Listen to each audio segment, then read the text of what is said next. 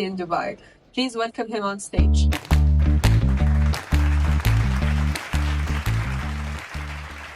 Thank you so much, and I'm glad to be here with you today at GITEX.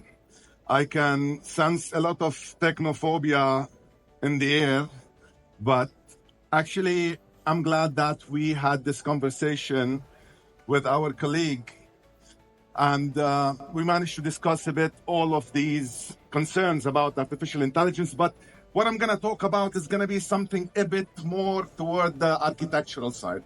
If you are interested about architecture, interior design, you want to see how the future might look like.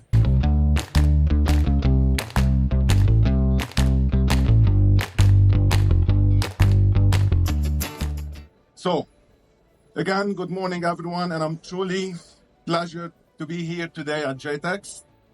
I will say again, I'm Imad Hanna, specializing in digital design, fabrication technology, and AI-driven design. Today, we're going to embark on a journey together and explore the future of architecture. So, the dawn of AI, from myth to reality. To understand where we are now, let's take a step back. The human fascination with superpower isn't new. Think back to the Viking era. Warriors with magical strength. Imagine programming a robot with superhuman abilities. It's fascinating how ancient myth reflects our desire to enhance human abilities and create something greater than ourselves. Fast forward to the 1940s and meet Alan Turing, a brilliant British mathematician whose concept of universal machine led to the groundbreaking modern computers. His famous Turing test, designed to determine if machine can exhibit intelligence undistinguishable from a human, and it still influences AI research today. Now, I'm going to talk about the evolution of AI in architecture and design. At AUD, we wanted to explore how artificial intelligence could directly transform the design process, not just theoretically, but practically. So I developed a course called Applied Generative AI in Design, where we combine traditional design principles with AI power to generate new possibilities. The result is incredible. And AI doesn't just assist in challenges, but pushes students to think beyond conventional methods. The course gained international recognition. It was featured in Design, one of the world's leading design publications, highlighting our innovation approach. Let's look at some real examples. I will show you here a Wasser Dome during the Dubai Expo 2020.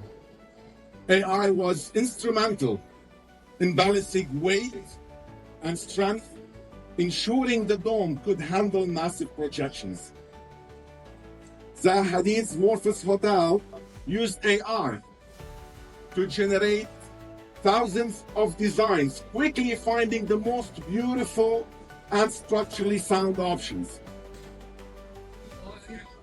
And the Edge in Amsterdam, AI controls everything from lighting to heating, constantly optimizing based on how the building is being used.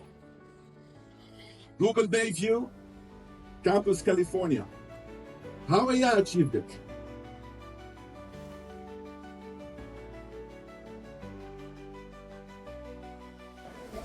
Moving forward, I'm going to talk about another reason with a colleague of mine, Dr. Parvaresh.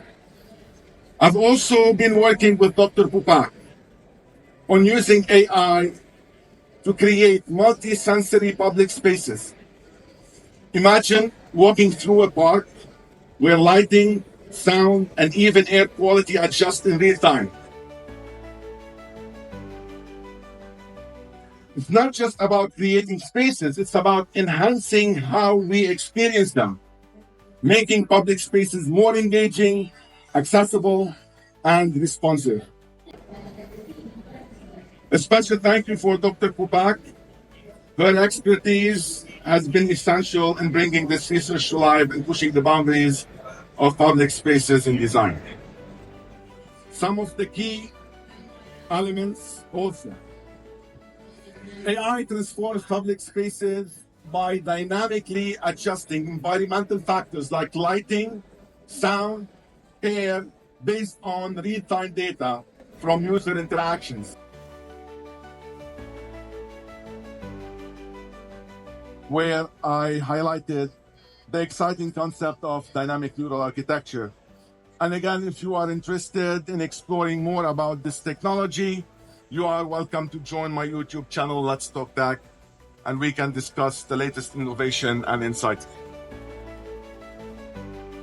What inspired you to create this concept, dynamic neural architecture, DNA?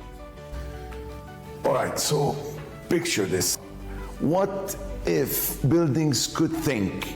What if they could respond to us, read our moods, adapt to our needs, and even anticipate our next move? I wanted to take it a step further. Imagine buildings that are so smart they can actually have personalities. I thought, why not create buildings that are alive, that have a pulse, that can feel the energy of the city and the people also. And this is where DNA was born.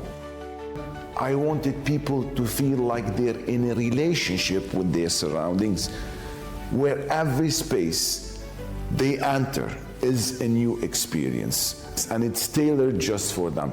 Because honestly, why not? Why should our buildings be any less exciting than our lives? So let's make them wild, let's make them unpredictable, and just a little bit crazy.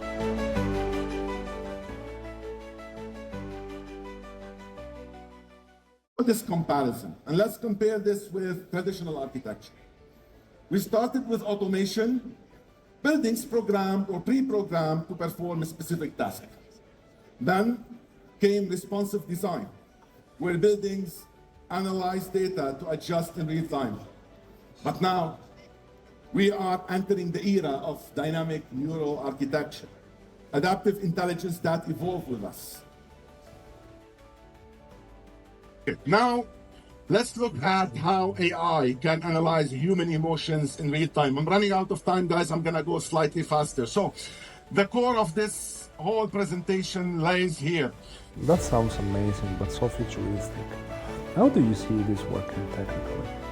Well, it is futuristic, but definitely it's not science fiction. We are already making strides with AI, neural interfaces, and smart materials. So think of it this way. We use sensors and bioresponsive materials that can detect your brain waves, your heart rate, and even the skin temperature. And these sensors communicate with the neural AI systems that adapts the environment. And I'm referring here basically to lighting, temperature, textures, and color, and all based on how you are feeling at any given moment. So it's like your space becomes an extension of your mind and constantly adjusting and evolving.